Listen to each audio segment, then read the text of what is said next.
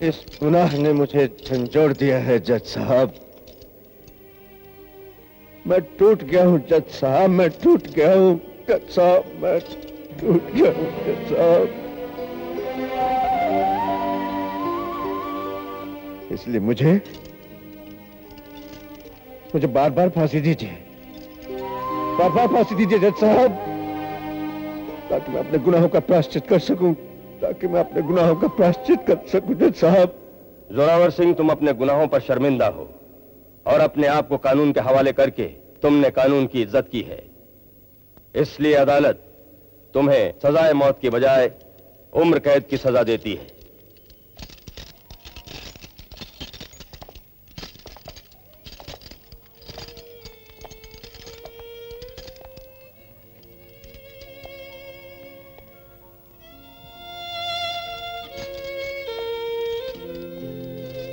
पद्मिनी, कानून की नजरों में तो मैं गुनहगार हूं ही, लेकिन तुम्हारी नजरों में तो उससे भी बड़ा गुनहगार हूं। मैंने तुम्हारे सिंदूर पे कीचड़ उछाला है। नहीं, इंसान के गुनाह उसकी नीयत से जाने जाते हैं। आपसे जो कुछ भी हुआ वो आपका इरादा नहीं था, इन बातों को मैं अच्छी तरह समझती हूँ जी। तू कितनी महान है पद्मिनी, तू मेरे गुनाह बुला सकती है, मगर ये जमाना मेरे गुनाहों की दास्तान कभी नहीं भूलेगा। इसलिए कभी सूरज बड़ा होकर पूछ बैठे कि मेरे बाबा कौन थे, तो कह देना कि वो देश के सिपाही थे, मैदान जंग में मर गए। भगवान के लिए ऐसा मत कहिए। मैं नहीं चाहता मेरा बेटा बड़ा होकर मेरा नाम सुने, लोग इसे मेरे नाम के ताने दें, मेरे जुर्म, मेरे गुनाह दाग बनकर इसकी जिंदगी जीना दूभर कर दें। इसलिए तुम्हें सुहागन होते हुए भी एक विधवा की जिंदगी जीना पड़ेगी। हाँ पद्मिनी, एक सजा कानून ने मुझे दी है और एक सजा आज मैं तुझे देकर जा रहा हूं। तुम एक विधवा की तरह जिंदगी काटोगी, मुझे वचन दो, वचन दो पद्मिनी, वचन दो। हाँ, मेरे लिए सब कुछ है, जैसे आपकी मर्जी, मैं वचन देती हूँ।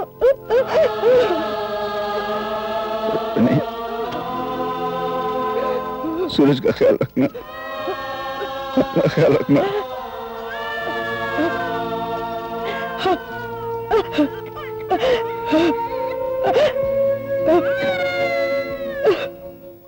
जलर साहब, शंकर को अनाथ और बेसहारा बनाने वाला मैं हूं, और मैं ये भी जानता हूं कि शंकर के दिल में मेरे लिए एक नफरत की ज्वाला भड़क रही है।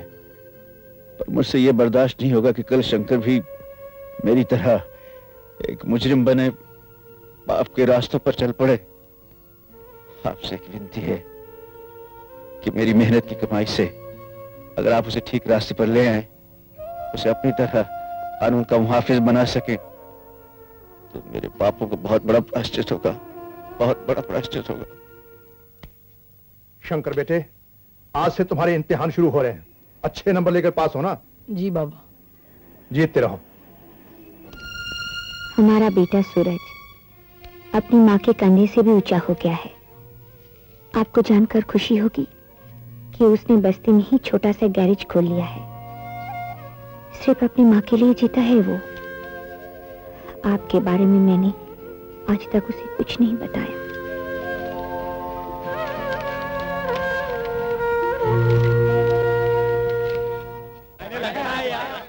चलो भाई, एक करो, एक करो। चलो माल निकालो, माल निकालो। चलो आज का फाइनल 8। चलो माल निकालो, माल निकालो। चलो जल्दी, एक का 9, एक का 9, एक का 9 का भाव। चलो पहलवान, क्या सूरज के इलाके में मटके का धंधा चला रहे हैं? जवानी में कब्रिस्तान जाना है क्या? क्या बोला रे? याच्या माईला बरोबर बोलला. सूरज आला तरी तुझ्या बॉडीचा झाला घोटाला. That means तुमको ऐसा पीस डालेगा कि मटके के बोर्ड से उड़कर कैरम बोर्ड का पाउडर बनके स्केटिंग करेगा और जाएगा सीधा हॉल में।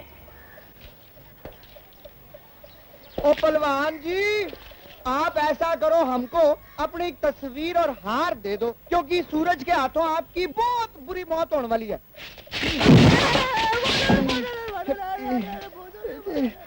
निकल लो पतली गली से, उठाओ इसको। हाँ?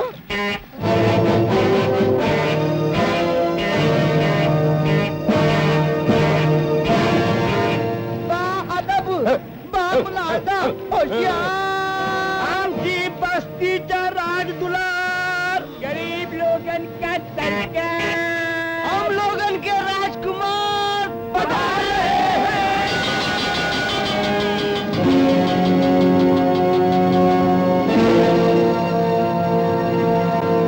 शहजादे शहजादे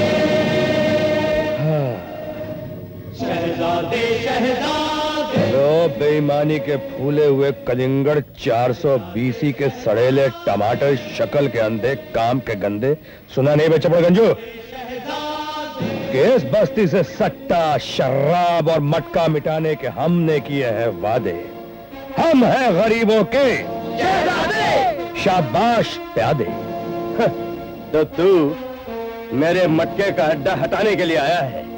हटा तो हम तुझे भी देंगे मुन्ना, लेकिन क्या करें बेटे, मैकेनिक है ना, इसलिए गाड़ी की तरह पहले आदमी के दिमाग की जांच करते हैं कि कहां कहां कौन कौन से पार्ट में क्या क्या गड़बड़ी है। अगर कार्बोरेटर में कचरा आ जाए तो उसे साफ कर देते हैं, और बेटे अगर ऑयल में पानी आ जाए तो साले उसका इंजन डाउन कर देते हैं। भंकस बंद कर साले गैंडे घोंचू। तेरी गाड़ी तो टोटल लॉस है बे। लगता है गाड़ी के साथ साथ बॉडी और ब्रेक भी डाउन करना पड़ेगा, वरना जिंदगी भर ये गाड़ी ना तो स्टार्ट होगी और ना ही इस बस्ती के बाहर जाएगी। भाई लोग, ये साला धक्का गाड़ी नहीं है, ये तो साला फटका गाड़ी है।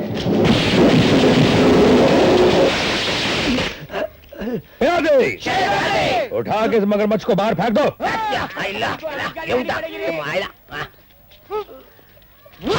बेटे, तुम क्या समझते हो, इसे मारकर तुमने इस बस्ती को बर्बादी से बचा लिया? नहीं बेटे नहीं, इस बस्ती की जमीन को वो दीमक खा रही है जो आज नहीं तो कल इन तमाम घरों को खा जाएगी। ये आप क्या करें मौसी? हाँ बेटे, अगर इस बस्ती को बचाना है तो मेरे पति को बचा लो, जो डरबी क्लब में इस बस्ती की आधी से ज्यादा जमीन हार चुके हैं। हमारे पुरखों की ये जमीन, जिस पर उन्होंने कभी तुम सबको जिंदगी भर जीने का हक दिया था, वो हक तुमसे छीनता जा रहा है बेटे। इनकी जुए की लत और जुआरियों की बेईमानी अंदर ही अंदर इस बस्ती की दीवारों को गिराती जा रही है। बेटे, इस बस्ती को तबाही के इस तूफान से बचा ले, बचा ले बेटे। गरीबी, भूख और मजबूरी की आग में बहुत जला है ये सूरज, इस बस्ती को आग नहीं लगने देगा। उस बेईमानी के बारूद में चिंगारी बनकर आग लगा देगा ये सूरज।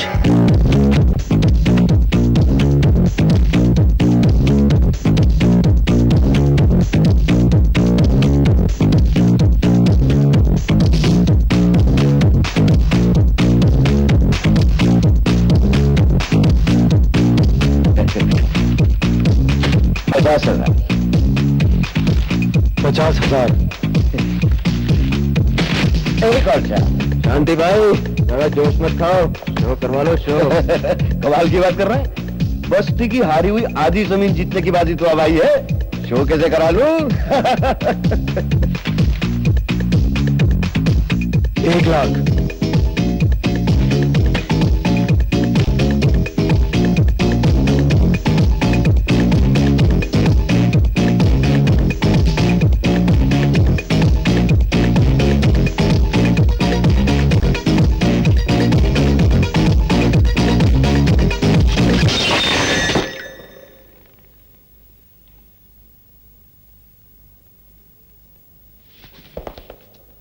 कौन है बे तू?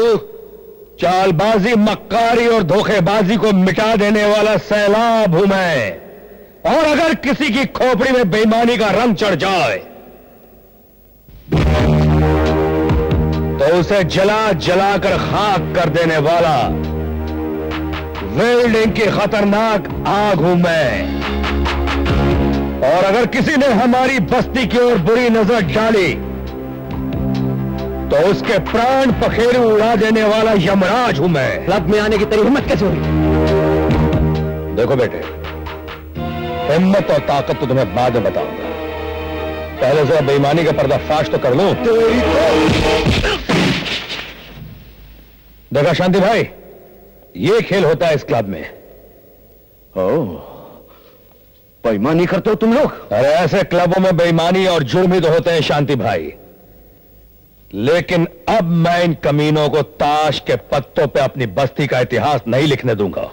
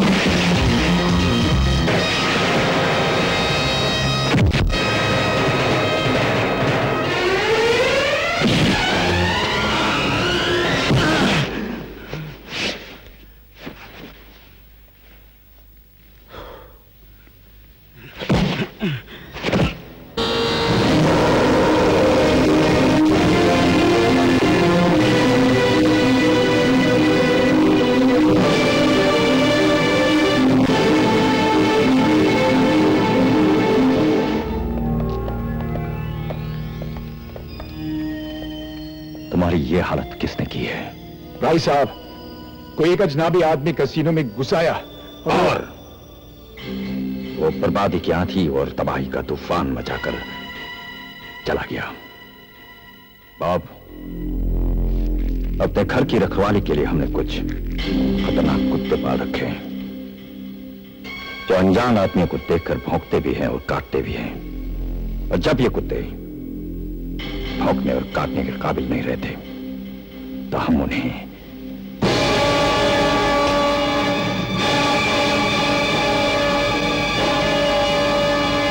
भाई साहब, एक मिनट प्लीज। भाई साहब, मुझे एक और चांस देना प्लीज। भाई साहब,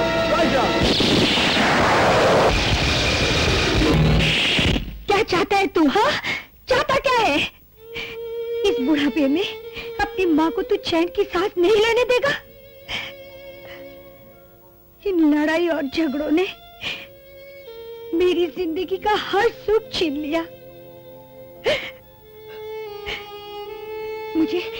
मुझे तू अब मत सता बेटे। बार बार उजड़कर बचने की ताकत अब नहीं रही मुझ में। पर माँ, मैंने किसी से झगड़ा थोड़ी किया है। खबरदार जो मुझसे झूठ बोला तू।